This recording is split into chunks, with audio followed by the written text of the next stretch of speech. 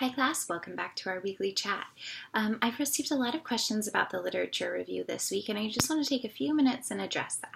So for those of you that are confused, which it's totally okay to be confused, the literature review is part of your final paper. We are breaking up that final paper or project into sections and doing them throughout the semester. So you receive feedback on them as we go, and so when we get to December, you don't have this overwhelming project to complete right before Christmas. So when we talk about your topic that you've selected, and I say will be using it for your literature review and a survey or a final project, just know that whatever topic you choose is the topic you will be sticking to throughout this semester, and all of the major group assignments that we do are part of that final paper or project. I know there's been a lot of confusion about that, and the syllabus is unclear. So if you, for example, have chosen vaccinations as your literature review topic, that will also be the topic that you use for your methods and sampling section, for your survey, for your IRB application, etc. Just keep that in mind. For those groups that have not yet submitted an updated topic, please get that in as soon as possible. If you haven't received a response from me and it's been a couple of days, email me back. It's likely that in all the shuffle of the emails, I've somehow overlooked yours. On that same note, if you send me an email, please, especially if you are asking me to look you up in iLearn or adjust your grade in any way or referencing your paper, please let me know not only what section you're in, but what group you're in. I teach 3 sections, and as much as I want to remember that your name is Ashley, for example, it's likely that I have 5 or 6 Ashleys spread out over all of my students, so please just let me know what section and group you're in, and that will go faster for all of us. Okay, back to the lit review. So for the lit review, there have been some questions about, do you need to introduce your topic broadly or just talk about it specifically? Well, that is a really good question. You initially need to introduce your topic broadly. For example, if you are talking about diabetes, don't assume that the reader knows what diabetes is. Yes, I am your reader, and I do know what diabetes is, but we're writing with the assumption that, well, the reader has a basic understanding of health and life in general. They might not know about your topic. So you need to provide a brief introduction, maybe 1 to 2 paragraphs on the information necessary to understand your topic, and then you can go into your specific information. For example, if you were talking about diabetes in young adults or the awareness of type 2 diabetes in young adults, you would first explain what diabetes is, and then you would go into the specific things related to young adults. Maybe current trends in type 2 diabetes diagnoses in young adults, or physical activity and things like that.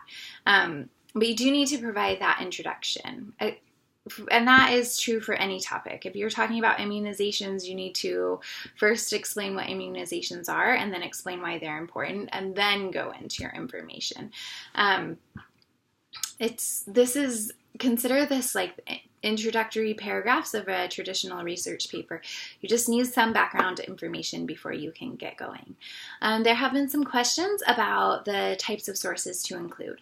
All of the sources that will be counted towards your 10 sources will be peer-reviewed journal articles, and those will be things that you will find through the library website or through Google Scholar. If you're having any difficulty with the library website, my first recommendation is that you go to Google Scholar, not Google Scholar. So if you Google Scholar, it'll take you there. And it's a browser that looks through peer-reviewed journal articles. It's just slightly different, but it's as easy to navigate as Google. However, keep this in mind that when you are navigating Google Scholar, you will not have full access to all of the articles. So you might find a really good article, read the abstract, and then want to read the rest but not be able to. From there, you can take that article and search for it on the library website. It just might be a little bit easier for you, but if you feel comfortable for the library using the library website, by all means, please go ahead and do that. And I've also received some questions about the research questions. So the research questions are going to guide your entire paper going forward. They need to be specific and measurable. For example, if you are looking at diabetes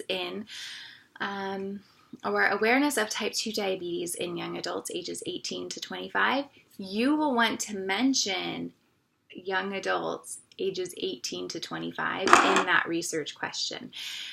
You will be answering these research questions with the data you collect from your survey. So you need to make sure they are specific and measurable enough that you can do that.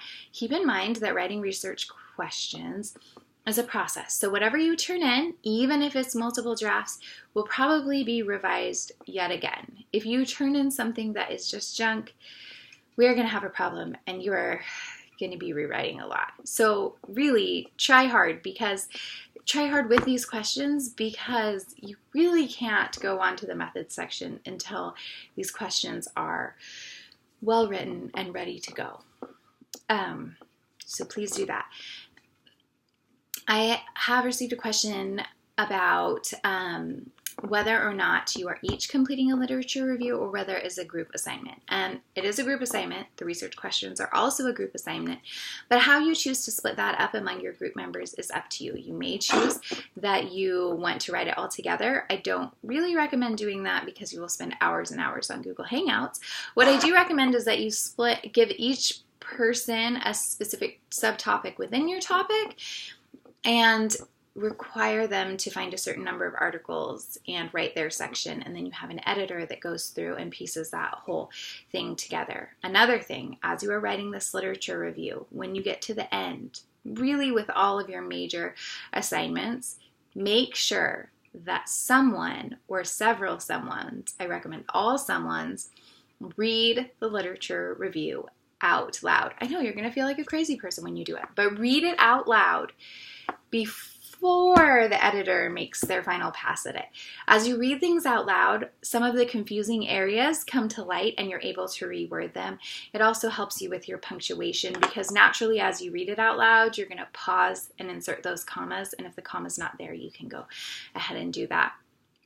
It'll also bring to your attention any typos or any time that you're looking at the paper and it doesn't sound like the same person has written it. I know this paper is going to be written by 3 to 5 people, but it needs to sound as if one has done it. So my best advice to you is read that thing out loud. You're not a crazy person. It's fine. Reading it out loud is really one of the best editing techniques I can offer you. You can also ask a family member to read it out loud. My husband reads tons of things out loud that he has no idea what they mean. And that's okay. They will catch those things even more, because as you read it in your head, you're going to insert missing words and punctuation and things like that. So read that paper out loud. If you have any questions about the literature review or research questions, please email me. Make sure that email includes your section number and group number. And if you have sent me an email within the last 24 hours and you haven't received a response, please let me know. I try and respond within 24 hours during the week and 48 hours during the weekend. So if it's exceeded that, please let me know something has gone wrong and you have fallen through the cracks. So thank you for your patience, and let me know if you have any questions this week.